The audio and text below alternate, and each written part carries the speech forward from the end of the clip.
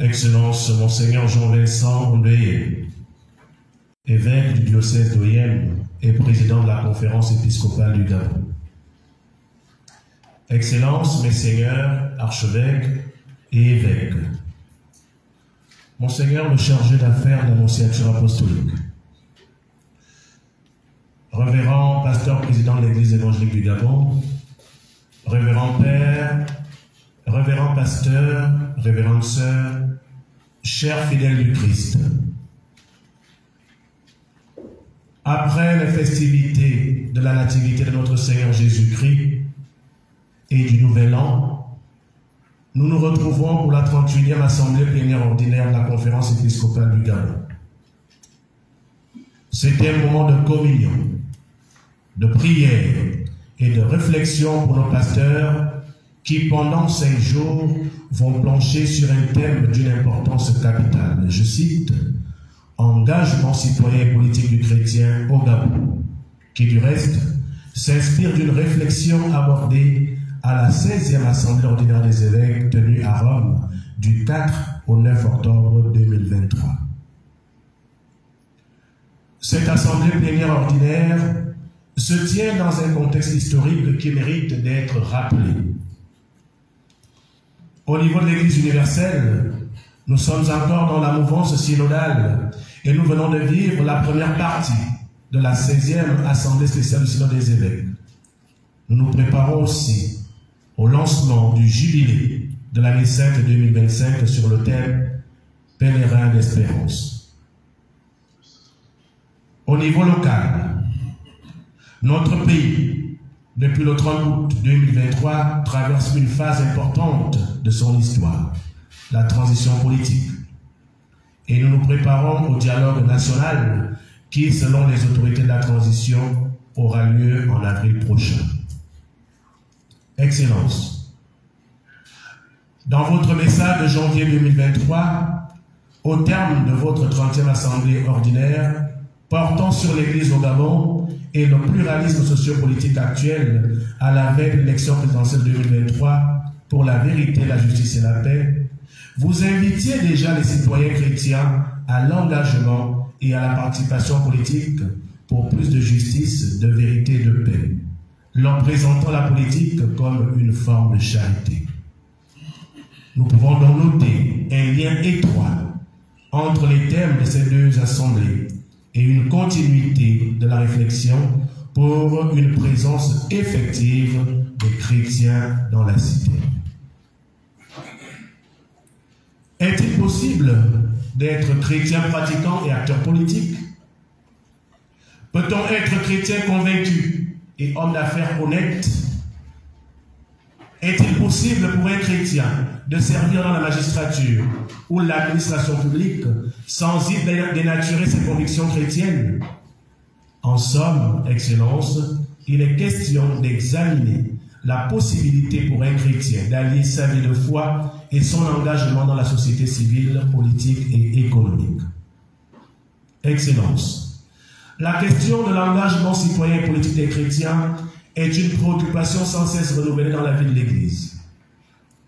De Rerum Novarum à Ecclesia in Africa, en passant par Gaudium et Spes, Lumen Gentium et Apostolicam Acpositatem du Concile Vatican II, de Pacem in Terris de Jean XXIII et de Populorum Progressio du Pape Paul VI, la liste est non exhaustive. L'engagement sociopolitique des chrétiens est reconnu comme un droit et un devoir. Qu'il me plaise aussi de rappeler qu'au niveau national, la commission épiscopale, laïque, famille et vie jeune, lors de sa session annuelle 2022, avait déjà esquissé une réflexion similaire à travers son thème, je cite, « Place et engagement concret des laïcs dans la société ». Il est question ici d'une visibilité de la foi dans la société, confère Jacques chapitre 2, verset 14 et suivant. Et pour le chrétien, d'être véritablement ce qu'il est, un envoyé dans la vie du Seigneur, confère Matthieu 20, verset 4, pour évangéliser les structures sociopolitiques. À cet effet, le pape Jean-Paul II affirme que c'est un devoir pour les chrétiens d'exercer une influence sur le tissu social, pour transformer les mentalités et les structures de la société de telle sorte qu'elles reflètent mieux les desseins sur la famille humaine. Ecclesia in Africa, numéro 54. En clair, il est question d'un processus d'évangélisation et de transformation de la société. Les chrétiens engagés en politique doivent aussi se rendre à l'évidence que leur engagement dans ce secteur est à la fois un moyen d'évangélisation et un chemin de sanctification personnelle. En effet, une vie citoyenne bien vécue et une tâche sociale bien accomplie constituent des manifestations positives d'un engagement chrétien réussi. Le Concile Vatican II rappelle que les laïcs sont appelés par Dieu pour travailler comme du dedans à la sanctification du monde à la façon d'un ferment, en exerçant leur propre charge sous la conduite de l'esprit évangélique, et pour manifester le Christ aux autres, avant tout par le témoignage de leur vie, rayonnant de foi, d'espérance et de charité. C'est à eux qu'il revient d'une manière particulière d'éclairer et d'orienter toutes les réalités temporelles auxquelles ils sont étroitement unis, de telle sorte qu'elles se fassent et prospèrent constamment selon le Christ, et soit à la louange du Créateur, Rédempteur. Je cite Lumen Gentium au numéro 31.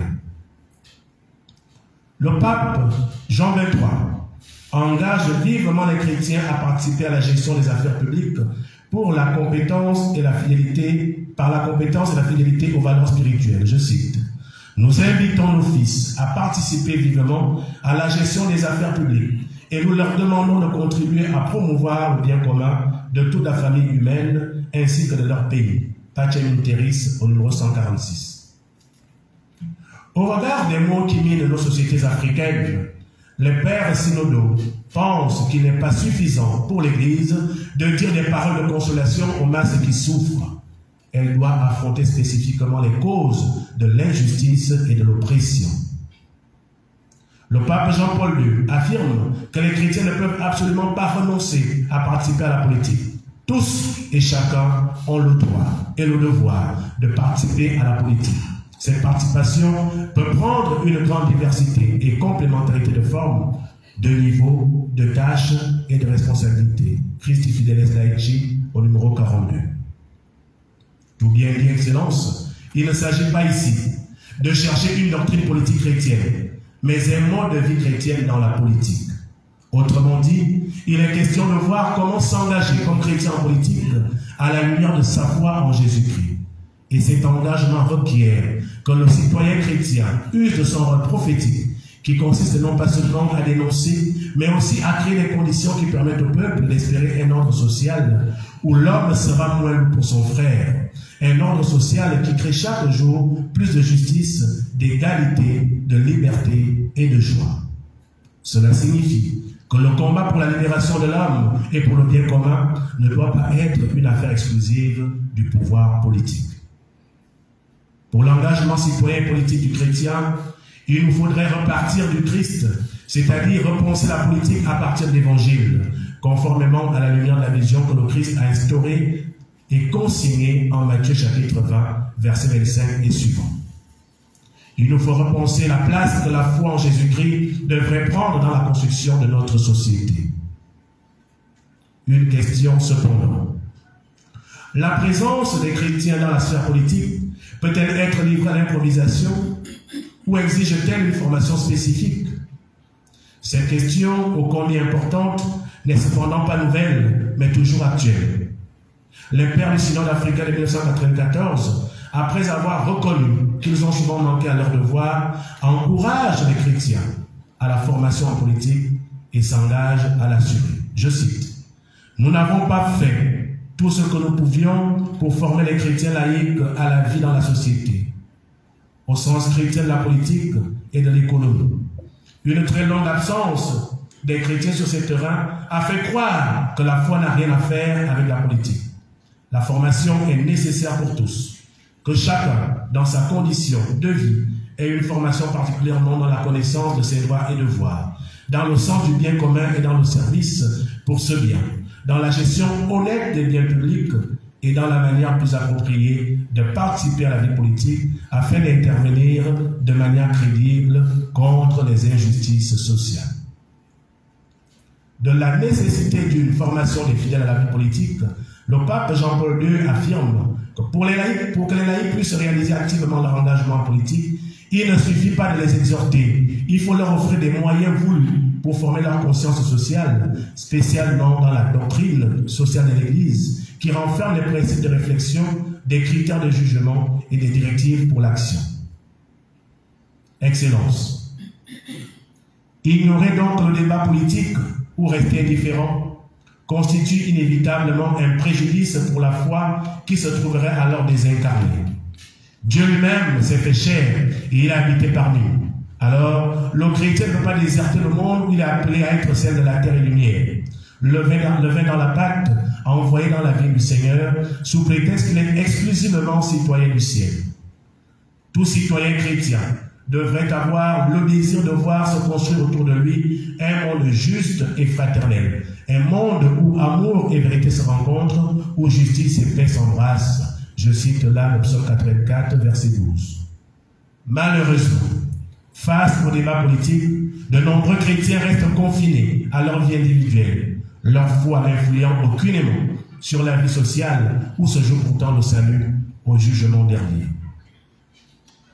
Pour l'examen en profondeur de ce thème Excellence, nous avons sollicité l'expertise de plusieurs intervenants, religieux, laïcs et même acteurs politiques, afin de nous aider à cerner au mieux cet engagement citoyen et politique des chrétiens dans notre société gabonaise. Je ne saurais clore mon propos sans traduire ma gratitude à tous ceux qui ont participé à la préparation de cette 31e Assemblée plénière ordinaire, les membres du comité scientifique, les conférenciers qui vont nous entretenir tout au long de cette session, l'équipe presbytérale de la cathédrale Sainte-Marie, les fidèles laïcs efficaces dans l'ombre pour l'expression de leur disponibilité à nous accompagner. À tous, je formule des vœux de santé, de fraternité, de prospérité, et que Dieu, avec la bienveillante intercession de Notre-Dame du Gabon, bénisse les présentes assises. Je vous remercie.